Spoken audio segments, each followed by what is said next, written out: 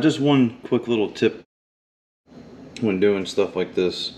Get yourself some baggies, a little permanent marker, and label and write down a little note for all the pieces you take apart.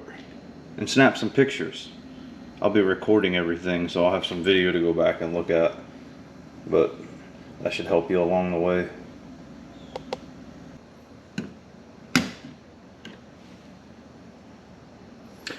Alright, I didn't count how many of these clips there are, but there's a bunch of them. All across the front. I'm calling this the Radiator Shroud. I don't remember what the exact name for it is, but it's close enough. You can use a flathead screwdriver or the little handy tool that I've got here, and it pops right off. Alright, that's it for today. Didn't get a lot done this week. Barely anything actually, but I've kind of been strategizing how I want to go about doing all this.